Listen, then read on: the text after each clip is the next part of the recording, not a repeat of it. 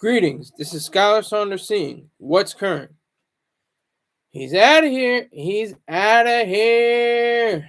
Adrian Griffin, former head coach of the Milwaukee Bucks, has been ousted, has been kicked out, booted, fired, whatever terminology you want to use. He's out of there. He's gone. Now, this is a peculiar set of circumstances because the Bucks aren't doing horrible at all. They're in second place in the league with their record. They're 30-13. So why would this happen to this coach? Why would the front office decide, well, we're doing well right now, but, we have a lot of things we need to work on. And that's one thing we have to do is last year they were number 4 in defense. This year they're number 22. And then the last month they're 27th in defense and defensive statistics. So it's very pressing that they do this. Salute to Rick James. He's up early. I don't know why. He said this is far too early, sir, but salute to you anyway. Hey, I'm doing the morning show because I got to go shopping later on in the day, so I'm getting this out of the way. But salute to you, sir. Tell more people about me, and then maybe I'll have a set time. And if I get at least 7,000 viewers in a live show, then I will change up and have a completely overhauled set in time. All right, but we're talking about Adrian Griffin. I knew I was gonna mess up his name. I was looking for his name. Adrian Griffin. He was part of the problem. Even though this is his initial year. This was his initial year as head coach. This was his first time interacting with Giannis and Damian. I should say Antetokounmpo and Damian Lillard. That alliance, that duo, needs to be definitely established more than what Adrian Griffin could have done. He had a lot of issues with that. He like I said, he brought them to a point. So far, 43 games in, they're in, I think, second place in the Eastern Conference and second place as well, and the entire league. So what is this? I delved into his ideas, and they're not spectacular. They're pretty much run of the mill. What everyone else says. I was listening to a great podcast actually, based on the philosophy of sport, especially basketball, and it taught me a lot of things about what Adrian Griffin stands for. It's the same thing. It's nothing new. Nothing new. Like Harry Callis said, he's out of here. Late great Harry Callis. It's nothing new. It's be selfless. Check your ego at the door. This is it's not about you. It's about the team, and that's all bullshit. It's all bullshit. If it was that was the truth, then everybody would have the same check, and they would have to divvy up how much money they would have to give from it. If it was, we're all in this together. If we were all selfless and unselfish, if that were the case. And I'm not just beating up Coach Griffin. I'm not just beating him up. I'm beating up every sport, every institution, every business, every family, every group that is in existence right now or has been for the past millennia. It's not about you. It's all about others. It's you give back more than what you get back more than what you give, and you give a lot. You have to give till it hurts, and all that bullshit, complete bullshit. All of that just it just shows you how backwards we are as a culture, and one of the best representatives of our culture is sports. Sports is the last bastion of the ability to achieve a goal, to cooperate, to be selfish, to be on a team and still be, rational, not, being a ball hog or a puck hog, or I don't know. Can you be a ball hog in other sports other than basketball? Maybe football. I don't know. I don't think you can really be a ball hog too much. But it just struck me as very interesting. He has a very interesting background. He played for the CBA. He was a champion for the CBA and Finals MVP.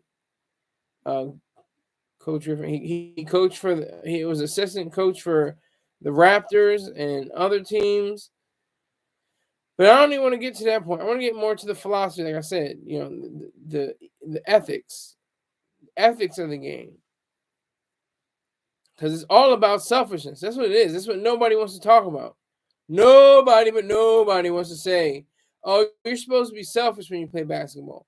Oh, you're supposed to be selfish when you play hockey, when you play baseball, when you play football. Nobody wants to say that. Everybody is. Everybody's in it for their own special reason, and then they have a collective goal, of course, is to win a championship. But beyond that, it's not the same. Yes, thank you. Rick James knows you're supposed to be selfish every day, but I hope you understand the meaning and denotation of selfishness. Selfishness is the complete understanding of yourself as a sovereign human being. What I mean by that is you are your own self. You are one of one. There's no one else before you, no one else to come. You are your own person. As far as I can tell, they got artificial intelligence. I like to call it learned machines. But you can't turn into another human being. You can't be in anyone else's skin. You have to be an individual. That is the beauty of individualism. And they talk about that too. They say, "Oh, well, we have a great cast of individuals on the team." It's like, and they'll say that, they'll give that much, but for the most part, they say you're selfish. Nobody says you're just rationally self-interested. Nobody ever hurls that. And that's what Ayn Rand knew about her book. In her book, she described selfishness, in a completely radical terminology. And she titled it The Virtue of Selfishness. She didn't title it The Virtue of Rational Self-Interest. She didn't, title it The Virtue of Radical Ambition or something like that. She said The Virtue of Selfishness. Because she knew that people were going to be like, oh, such a provocative title. Oh my God. It's damn near sexy. I mean, it's a very,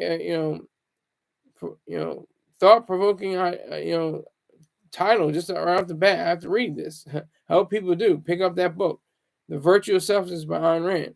It will explain what happened with Coach Griffin. And I hate the people saying, I don't hate the people, I hate what they're saying. Oh, we need more black coaches in all sports. Well, why aren't there more black coaches in hockey? Why aren't there more black players in hockey? Can we get that going? Chris Rock even had jokes about that. But black people have mastered the arts of the sports of tennis, golf, basketball, baseball, football, boxing. But hockey's still the one, still the white man's sport. But that could change. The color could change in a few years. Who knows? He said LeBron on some skates, just hit the puck with his, what. But yeah, so that just got me with this Griffin kid. He seems like a very smart guy. I think he had the right ideas, but he couldn't execute them very well. For whatever reason, maybe he wasn't competent enough. Maybe he didn't have enough juice, and to keep the season going, because they could have stayed at 30 wins, and it would have been what is that, 52? They could have 52 losses by now, by the end of the season. Who knows what could have happened? The front office was very astute in trying to say what they were doing with getting rid of Coach Griffin, or former Coach Griffin, whatever the case may be, Adrian Griffin. They're very wise. I think they're very sage in their deportment and how they act and how they carry themselves. And it's not just a black thing. Everybody wants it to be a black thing, a race thing. Get off of it. Be colorblind for once in your life. Say who has the most skill, has the most ability. Oh, we need more black coaches. To do what? Run the game into the sports team into the ground just because he's black or she's black? I wonder if there's ever be a female coach for the NBA. That'd be interesting. I don't think that'll ever happen though. But there have been male coaches for women's teams, but I can't see the reverse happening. It could happen though. I don't know. But that's neither here nor there. I think that Adrian Griffin, he might have overplayed his hand or something like that. He had. I wrote an excellent, expose, I guess you could say, or just an excellent article on the Ringer entitled "The Bucks Had No Choice But to Fire Adrian Griffin." And here's the subline, the underline. Milwaukee might have looked fine, but internally it was a mess under its rookie head coach. Can a new voice and scheme put Giannis and Dame back on a title track? That's the question. And they're looking at, Doc Rivers. Doc Rivers, he got the can from Sixers, and Nurse came in. He got a championship with the Raptors, as far as I know. Let me make sure that. I'm pretty sure that's true.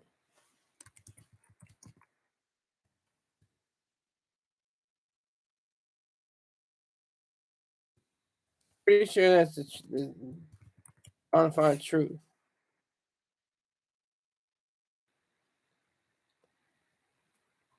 Let's see. Yeah, NBA head coach in 2019 with the Toronto Raptors. So that's one thing that you have to really rely on. Rick James says, "I think Griffin did not harm. It's a dog-eat-dog world out there." That's very cliched and untrue. I think it was the Lakers. No, it was the Raptors. He was definitely with the Raptors. He was definitely with the Raptors. No question about it. But Nick Nurse, he rejiggered the team. He probably is responsible for Joel Embiid's 70-point game. And this is me talking. This is Skylar Saunders talking, if you haven't really realized yet. But I wasn't into basketball from 2001 to about 2009. I didn't care. I heard a few names. Oh, LeBron James.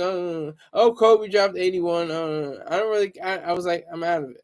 After the Sixers choked against the Lakers, they had everything. They had the six-man award. They had. I think they had. Didn't they? Let me make 100% sure. I want to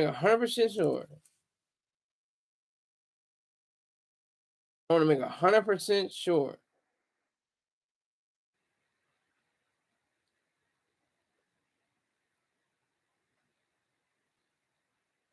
Maybe I just wanted to make it. That's why I wanted to make sure. Is that Mutombo played for the Sixers during that year. He was on the NBA All Defensive First Team and the NBA Defensive Player of the Year. Here's the NBA. Okay, here's the NBA Defensive Player of the Year. Okay, you got that in the Sixers, right? Going back to the Sixers, 2001, 2001 season. You had the Defensive Player of the Year. You had the six-man. You had the Coach of the Year, and you had the MVP. They had all those awards, everything going for them. And what they do? All you remember is Iverson shooting that two-pointer over Tyronn Lue and walking over him. That's about it from the Sixers' point of view. And then Kobe and Shaq just dismantled and demolished them. It was nasty. But I didn't care about the NBA after that. I was like, I thought the Sixers were going to do it. I thought they were going to get the championship. I thought they were going to get the chip. When they won the East Coast championship, Eastern Conference championship, we went outside. We banged, pans, and we're hooting and hollering, woo, yeah! and it was cool. But after that, it was a problem. It was like, I'm not too interested. Then I obviously got traded to all kinds of teams, the Pistons and the Nuggets, and I think he was on the Grizzlies or something like that. Let me make sure. Let me make sure.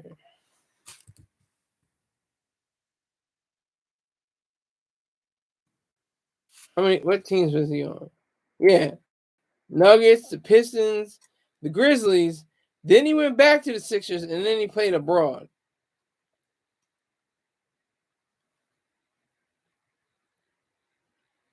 So if you could just realize that, that's amazing. Rick James says, I was always more into the Super Bowl than college basketball. Okay.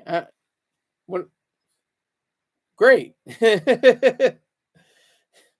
But Adrian Griffin, yeah. I don't understand. What does Super Bowl have to do with college basketball? What does one have to do with the other, Rick James? Please explain yourself. Are you on that dust this early in the morning? Are you getting your shine on? Yeah, so there's multiple reasons why. It's definitely not the color of his skin, not because he's black. It's because of placing the bigs in order, placing the different uh other positions in order. It all had to do with that. You know, he had the man-to-man defense, the different coverage schemes, all of that played a factor into it. It wasn't just because, oh well, he's a darkie, so he's got to go. Judge people not by the color of their skin, but by their character. No kidding.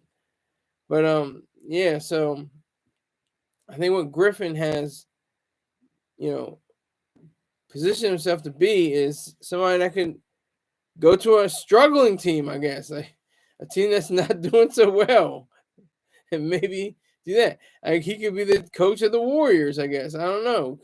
Could Steve Kerr finally hang up his hat and that be the done? In him, he's got 4 chips with the as coach of the Warriors. He's got 5 chips as a player, 9 total. So he's getting up to his mentor, his former coach, Phil Jackson.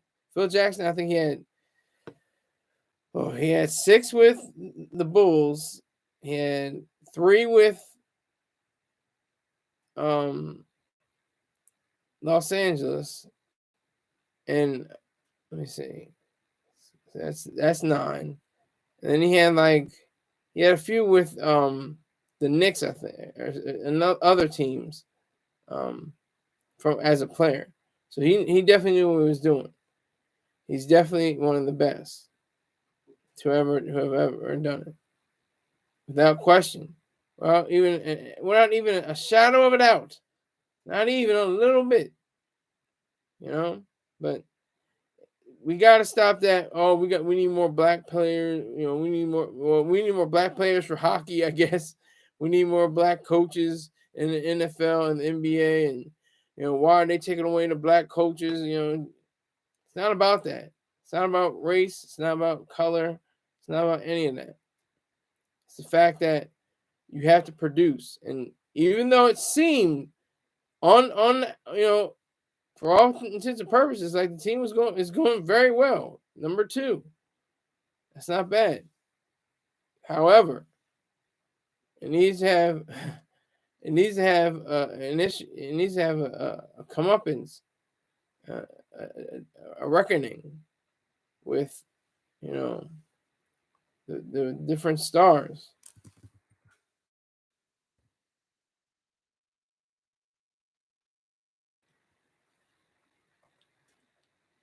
That's what needs to happen. That's what it needs to occur.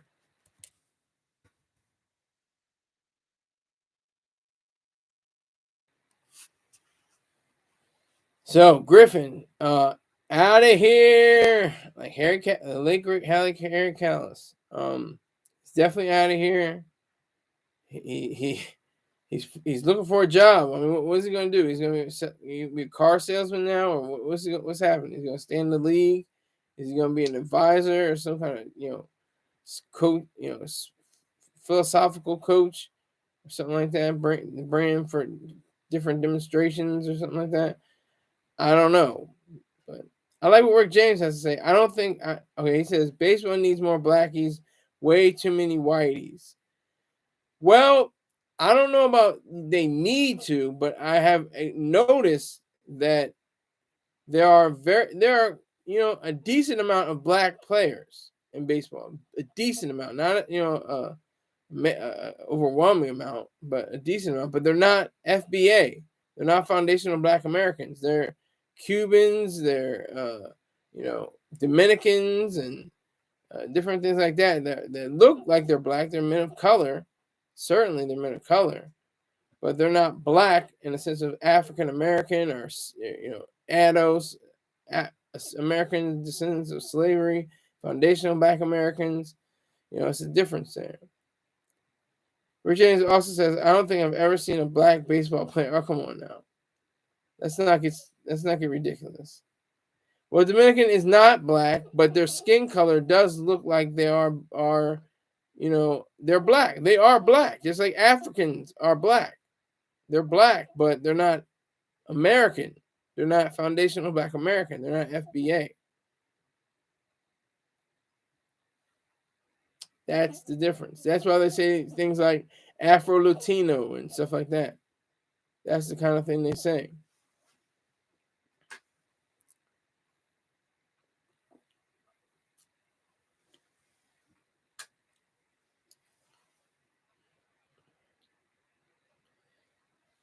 Rick James says, I think he wanted to say, you could say the same thing about Colombians. Yeah, they're a color too. It depends on what, how dark skinned they are. Same thing with any Latinos. Like Giancarlo Esposito is Black American and Italian. He played on he plays on Breaking Bad. I think he's.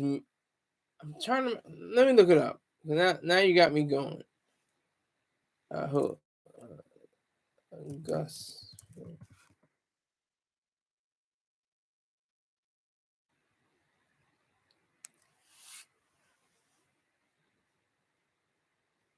I'm looking for it somewhere here.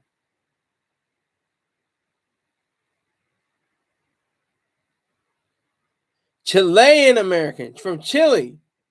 From Chile, okay? Chilean American. So it's anybody that's from people from the islands, people from Africa, people from different Latin American countries. If you have the skin tone, you're black, but you're not really. You're not FBA. Like Big Papi Ortiz, he's black. Okay, he's dark skin. He's darker skinned than I am. He's darker than I. However, he's not really black in the sense of Black American. He's not FBA. He's what is he? He's Dominican. He's from Dominica. He's from the Dominican Republic.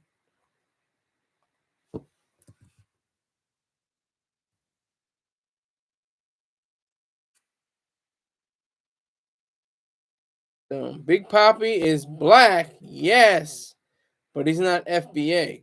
All right, so going off to a tangent. Get back to Griffin. Griffin, he had an opportunity, and I don't think he really, excuse the expression, dropped the ball, but I don't think he did. I just think they were preparing themselves to be a stronger team with a better coach. That's what I was saying. I see that they're trying to make a better team around a more superlative coaching staff. And that's what the front office does. That's they hire and fire. Just and you would think you would say, oh yeah, we could get rid of Steve Kerr. Yeah, they're what are they like 13-22? Let me see.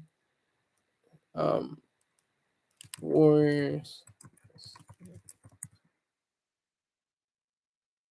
They're in 18th place. No, they're in 12th place, excuse me, with 18 wins and 22 losses. Below 500. Okay? Below 500.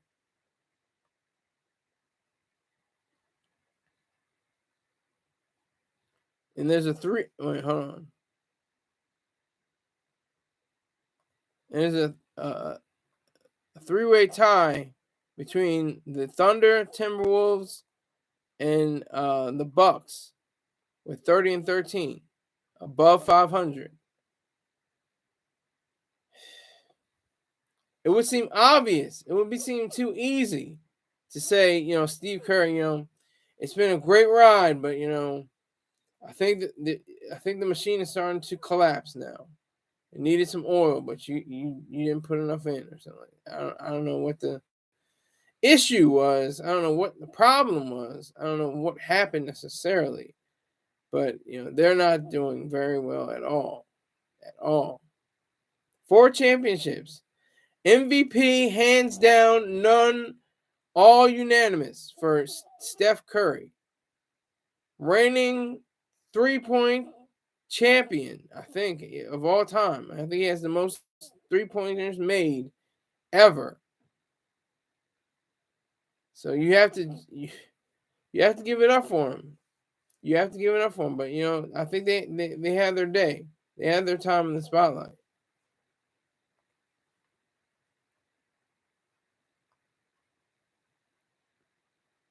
Lakers are at least in the top 10. Warriors aren't even close. And the Spurs, oh my God, they're just abysmal. They're 8 and 35. God, that's a far cry away from their glory days when Popovich was with Tim Duncan and Ginobili, and it was a totally different game. But that's what it has to be.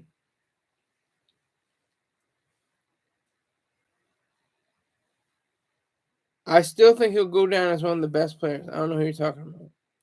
I'm talking about Coach Griffin. Coach Griffin, I heard on a podcast talking about his philosophy, saying that it's just the same, mealy mouth, mush mouth, same draw, same thing over and over. Be unselfish, be selfless. Think of the other guy first. Don't be, the one to make the shot, pass the ball. So who makes the shot? Somebody's got to make a shot sometime. The clock is only 24 seconds for the shot clock. So it's like, if you pass the ball, okay, you're unselfish. You shoot the ball, what are you? Are you selfish? You're just, I just received an unselfish gift. I don't know. I'm just partaking in it. It's goofy. It's very strange. That's the weird thing about sports. Sports is the place where you can say, I want to dominate, I want to win, I want to be great, I want to be wonderful. One of the last places you can ever say that, and people can look at you and say, "Oh, well, yeah, that makes sense. I can see that." And then at the same time, when you say, "Oh, but I'm unselfish and I'm selfless, and I know that I have the ability to be very selfless in my deportment," that's the scary part. That's the sad part. That's the scary part of our culture. That even in sports, it's drummed into people's heads, drummed into them from very little, from when you're a little child. When you have a ball, you're playing, you're bouncing the ball. No, Johnny. No, Malik. You have to share, share, instead of trade. I'll give you my ball if you give me your truck. Why don't they ever emphasize that? They hardly ever do that, but I stray away. Griffin, he's gonna be all right. He's not white, but he'll be all right. He's gonna find another job. He may be assistant coach a while again, then become head coach. We didn't get all the way to Doc Rivers. Doc Rivers is gonna have a time. he's going to have a time trying to get out of the past. He has led teams to 3-1, postseason efforts. He's blown 3-1 leads, 3-2 leads on multiple occasions. He's got one championship with the Celtics, but what have you done for me lately? That's the question. And that's all I have to say about Adrian Griffin. And I'll try to transition from Adrian Griffin and Doc Rivers to Mammies and Karens. All right, let's have some Karens and Mammies time. If he needs a job, I can give him a job. I've got a lawn that needs to be mowed. Well, hey, you got to reach out to him, Rick James, and see if he accepts the offer. But okay, so setting the scene. All right, it's 2013. Yeah, 2013. And I have in my, I'm working CWT, compensated work therapy, and I'm trying to find a way into, the business of the Veterans Affairs. Get a GS job, government. I don't even know what the S stands for, but a government job. I don't care if it's cleaning floors, picking up garbage. I've been doing it anyway. It's nothing new to me. Okay, so I am assigned to these two women, and I think they are low-key, high-key racist, like, on a level, or just really didn't like me for whatever reason. They didn't have anything, nice or kind or anything to say to me or anything. I don't even think they said good morning back when I said good morning. So I had my iPhone at the time. What was that, like iPhone 7, something like that? I don't even remember. But I had my iPhone, I had my earphones in. I'm listening to comedy, and I'm listening to the news. I'm listening to comics and the news, and going back and forth.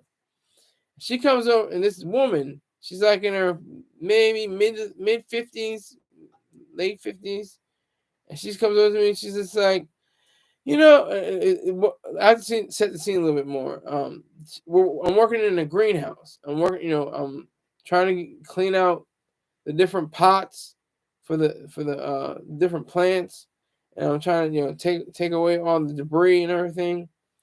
And she's just like, you should really put away your headphones, because while you're dancing around and everything like that, you're gonna get round up inside the plants. I'm like, what?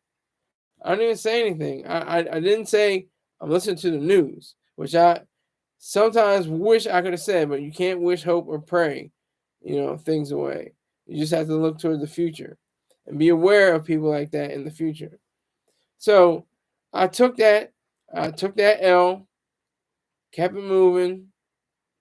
Then I see, get to the next lady. She's just awful. They're sitting in this like break room or slash office slash weird, I don't know what to call it. And I'm walking, right? And I hear them. They're talking about me. They're like, yeah, they said something before. They said, I bet he's out there gallivanting around. And I just casually walk in right in the conversation. I don't say anything. I get my lunch bag and I go. I think that was a better mark to say, you're talking about me, but you don't have the gall, you don't have the wherewithal to see me and talk to me in my face. They're a bunch of Karens to the nth degree. Very much Karens. No, I shouldn't report them for harassment. What are you talking about, Rick James? But I think that it's revealing to find people like this. All right, so it's 2013. It's still same year. Fast forward from about January or February to about June. And I get a mammy, not a Karen this time, but a mammy. Mammy comes in, and I'm like, okay. And so I was in the psychiatric ward, right? I'm in the psych ward. I'm in the nut house. I'm in the cuckoo's nest. I'm in the puzzle factory. I'm in the booby trap. I'm in so many things. Okay, let me answer this question real quick. What's the difference between Mammy and Karen? Mammy is somebody that will, test you and try you. Karen will, find little faults about you, find little issues to take up with you in a subjective way. So that's the difference. Yeah, I said the cuckoo nest, but yeah, that's the difference. But they're very similar. They're very similar. But I was just going to get a plate that was on the desk ledge, and she turns around and said, "Don't touch that. That's not for you." I was like, "Whoa, god damn!" You can say, "You know what? Could you back away from that, please? We're not, it's not for service for patients or something like that."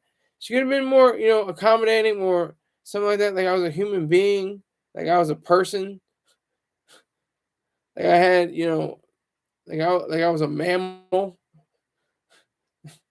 with a cerebellum and a frontal lobes. But she was horrible. She was horrible. That made me. I wanted to, I wanted to cuss her out, but I was like, nope, not doing it. I'll give her the benefit if I say one thing untoward against her. So I was just like, I just backed away, kept it moving, didn't say anything, because that's how you got to treat these Karens and these mammies. These Karens and these mammies are out here in full force.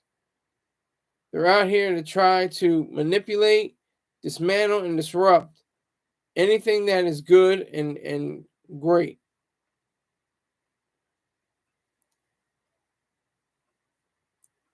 That's what is so, powerful about the state of the mammy and the Karen. Not mammy and Karen. They have no power. But the state of mammies and Karens. The atmosphere that surrounds them. That's what's amazing.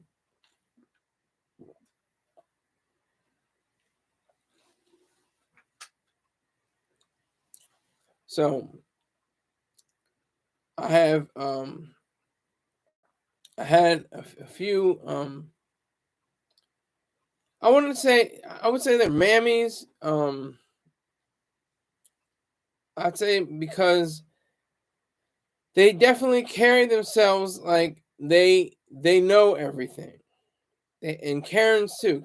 I had one Karen out. This is when I was driving. I was driving in 2019. That was the last year I drove a vehicle.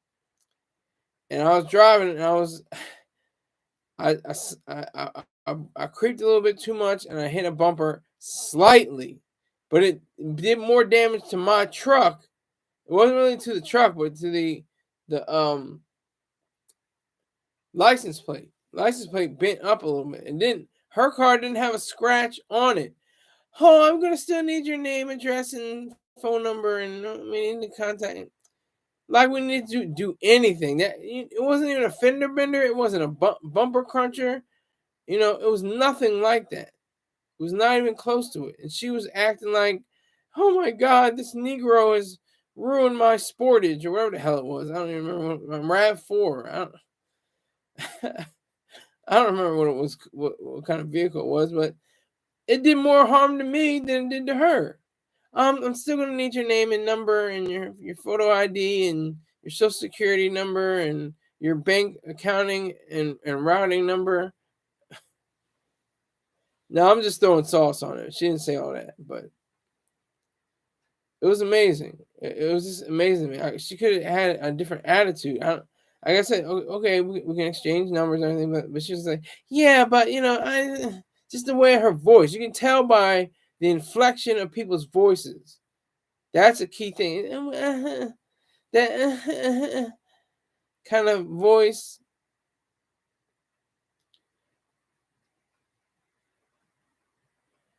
Rick James says, whenever you hit someone from the back, it's always your fault regardless. Yes, I'm aware of that, but there was no damage. There was nothing to say. She didn't call, her lawyers and say, all right, we got to get this guy. This happened going on 6 years ago. Or excuse me, where are we now? 5 years ago, excuse me. It's going on 5 years ago. And it's just messy. It's just messy how, there are actual I'll take it back. I'll take it back to 2011. 2011, I was an Olive Garden wait staff or a waiter, and I was horrible. I did a terrible job. Terrible job. And I didn't really have, the grasp of holding on to the goddamn platters and the trays. But I tried my best. I was doing all right. And then one day, right hand just slips and the food lands all over this one lady. I don't even know where she is, but she's messed all up, and she's like heated. She's fuming. She's not saying anything, but I can tell by her facial expression. It was like cold as a stone. She was just like no. And then I don't know. The mammy she was with. It was a Karen and a mammy having lunch together, and she was just like, "Oh, he's sorry. Oh my god!" And like, so I ended up getting a $15 tip from them. I guess out of a pity, sympathy. But that's the last time I ever do that. I'll never be able to to be on that. I mean, there were people that I work with who said that they had been in the restaurant business for 15 years, and they, while I was on there, their first time dropping food on somebody was the time when I was working with them. After 15 years, I was like, wow, that's crazy. Yeah, $15. That's what it is. It's $15, yeah. Because she knew I didn't do it on purpose. She didn't do it with malignant intent. I didn't do it, out of malice or anything like that. It was mainly the mammy. She was, looking out for me. Sometimes mammies will help you. It all depends. It all depends. But my experience with Karens and mammies, I can go back to even childhood, elementary school days. My teacher, she was kind of a Karen. She was like, don't insult my intelligence. I was like, what? I was like, what are you talking about? It was a TAM class. It was two teachers. I'm not going to say their names, but Miss D and Miss H. And they had in their mind to, Miss D especially. Miss H was real cool with me. She wasn't like a Karen. She was like real cool, really cool. She looked out for me. She gave me great marks on my writing. But Miss D was like, she was kind of like a, she was kind of, disparaging the students. One time though, Miss H was, she was pretty cool with me, but she wasn't cool with this one chick. This one chick, she was, she excoriated this girl. I'll tell you what happened. We were going on a trip, right?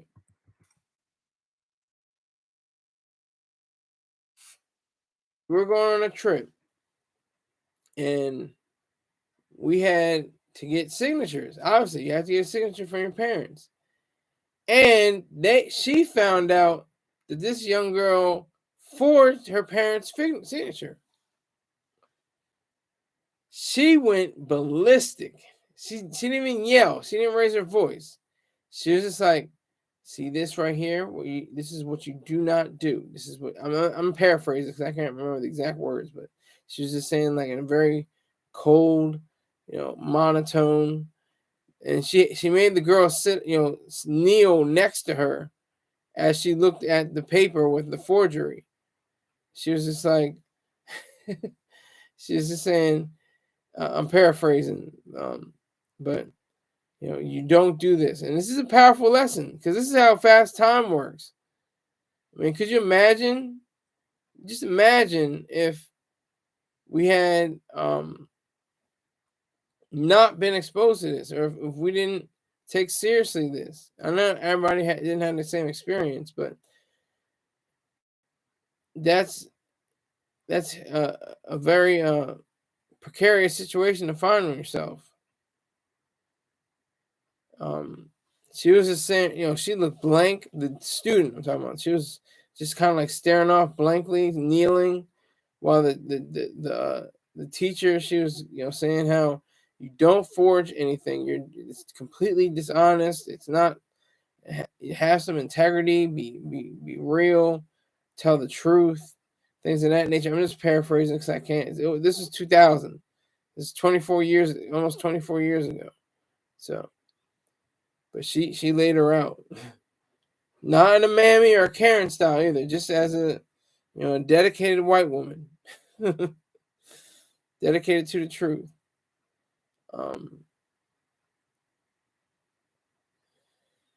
I think there's a few more instances of Mammies and Karens. I'm trying to think of the Mammies and Karens in my life. I've had my share of few. Then there's like, I don't know what you call them. What do you call, just those people that are, if I was mystified, I'll say they're my angels. But there was one time where I was back to the 2013, June of 2013.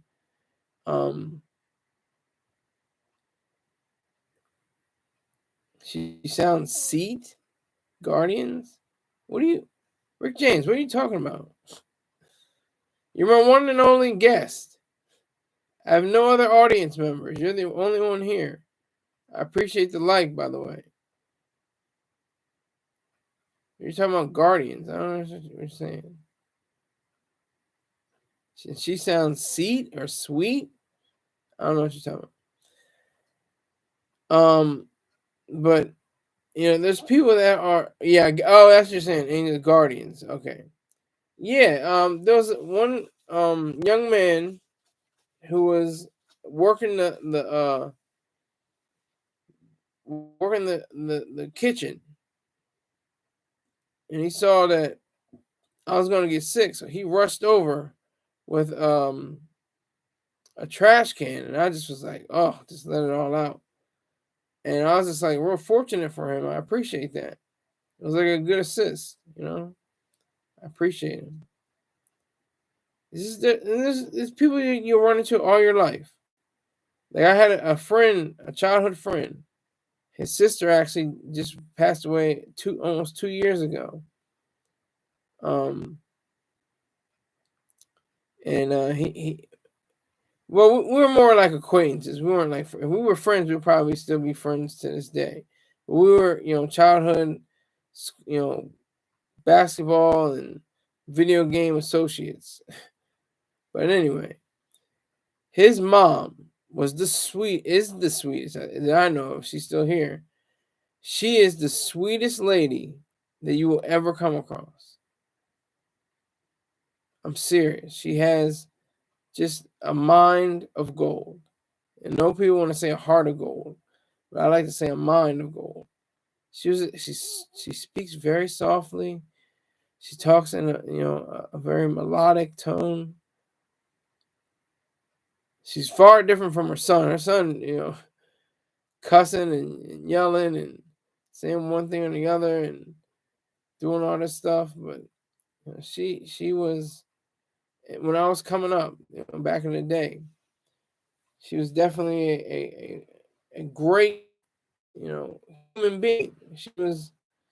I don't know what the female, version of Minch is, but maybe it's still Minch. But she would fit into that mold. And there's dozens of other people that have been over my life, and there have been Karens and Mammies. There's been Mammies and Karens, all my life.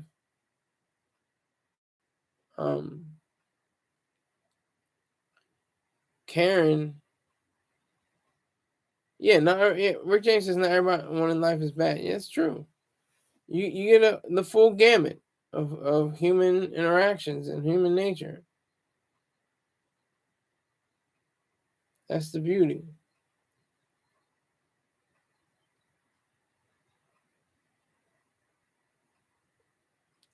So you have to look out for the Miamis and the Karens, though. They'll do damage to your character, to your life, to your assets, maybe even your income. They'll do all kinds of things that are, very vicious. I mean, we look at it in the news stories. I mean, there's always these memes and different things. The woman with she looks like she has a T-Boz kind of haircut. White woman with a T-Boz haircut. If you can imagine that, that's what it is. And then you had the phone up to her ear. She's like that, has that kind of face. That's the part where it gets really goofy. You have those kind of Karens and mammies with the long hair extensions and the long nails and the wide, derrieres and hips and just long, breasts out to here like torpedoes. And they're talking fast and thinking slow, and Rick James says he once dated a mammy. I'd like to know how that went. Keep continuing in the chat while I talk. I want to know how you formed an idea with her. But that's just the outward appearance. Their actual mindset is the key. A mammy's mindset is to, like I said, disrupt, dismantle, and destroy. A Karen's mindset is confuse, contort, and control a situation. Rick James says they are good in bed. I like the sass and attitude makes you work for it. Okay. I don't want no parts of that, but okay. I respect you for saying that.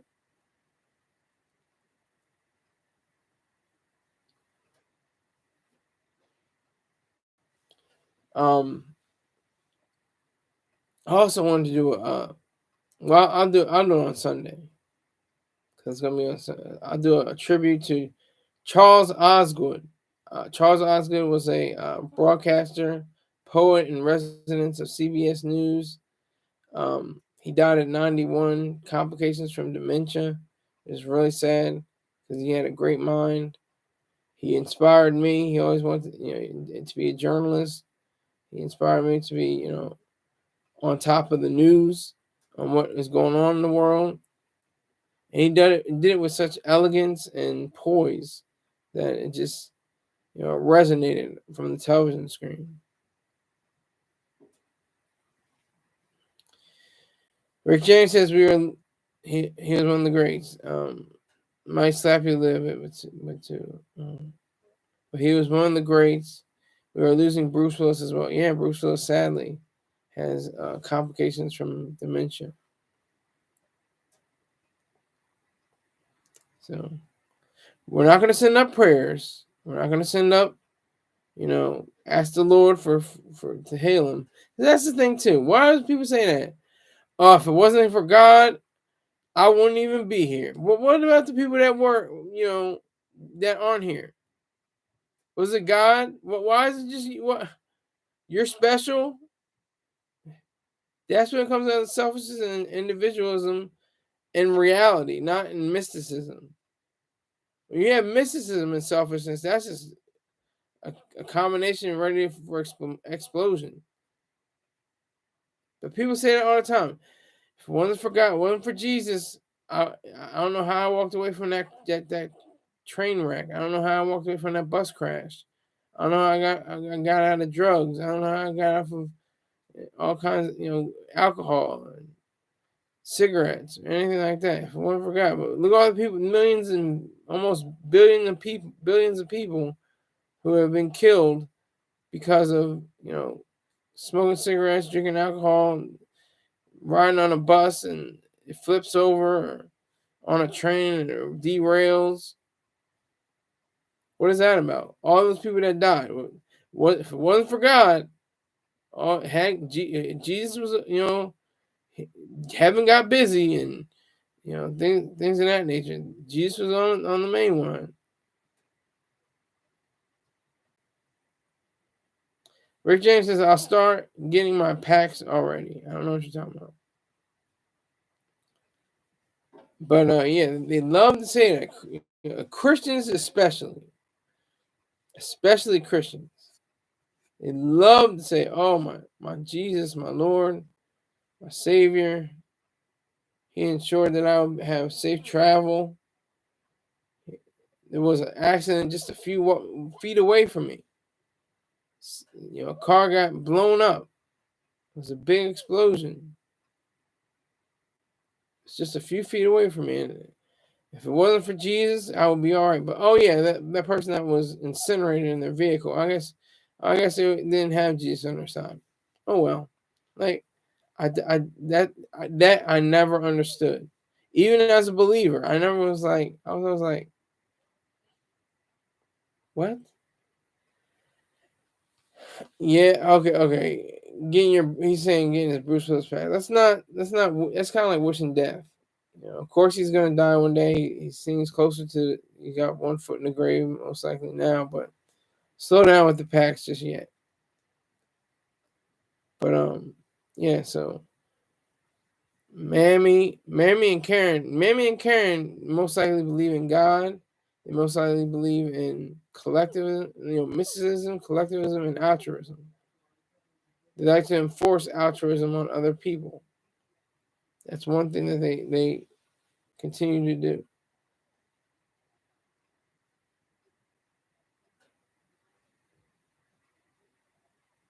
That's what they want us to do. They want us to be like sheeple. They want us to be sheep. They want us to be controlled. They're selfish in every way, but they're not. But being selfish. If I could say that again, they're selfish in every way, except being selfish. There's selfishness without a self, as Ayn Rand would say. Without a self.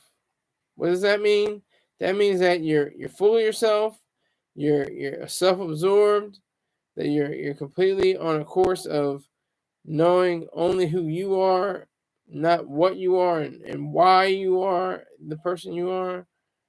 You just want everybody to know that I'm better than you. I look better than you. This is all great and everything. It says saying I'm the greatest. You say I'm better. That's what somebody says who is second-handed and who is a Karen or a Mammy.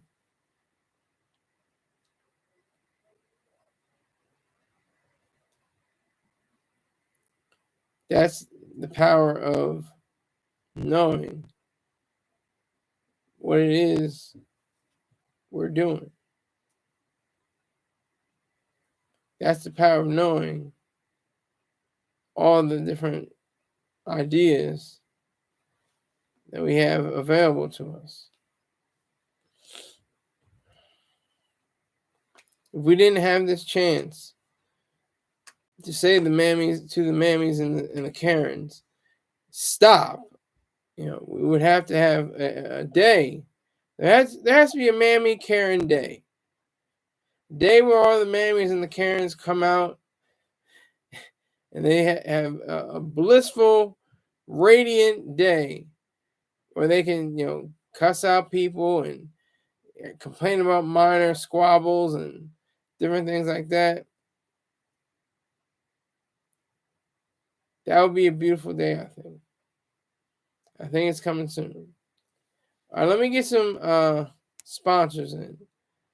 If you like sea moss, gummies, more and more and more, go to Peng's LifeStrongApparel.com. LifeStrongApparel.com. Also, subscribe to B Jackson, BeeJackson 5478 on YouTube.com. Tell him I, Skylar Saunders, sent you. Also, Spirit Smooth Tunes. If you love, 80s, 70s, 80s, 90s, R&B, slow jams, sexy time music, as Rick James likes to call it. Definitely check out a classy guy, Spirit McCrory, Spirit Smooth Tunes on YouTube. Tell him that I, Skylar Saunders, sent you. It's SpiritSmoothTunes.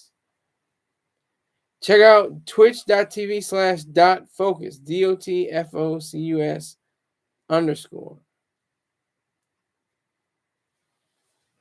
Advertising and sponsorship. My Gmail, SkylarSaunders@gmail.com. You can join Skylar's 100 Club by contributing $100 or more in a month to the broadcast. And you can find that a way to do that by going to PayPal. That's paypal.me/Skylar Saunders, SkylerSaunders. My Venmo, SkyLerized, and my Cash App, SkyLersa, $SkyLersaunders1. So I thank you for coming through. Rick James is the truth. I had an audience of one person. That's all I need. I don't need anybody, really. I run my mouth and have nobody in the live broadcast, but I always get my numbers up in the rebroadcast land. So I appreciate Rick James.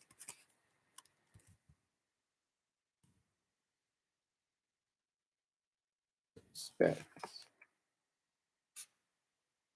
And I will see you guys on Thursday, okay? Enjoy your day. Have fun. Make money. Be selfish. Be rational. Be a valuer of all things that are good. Thank you very much. Take care.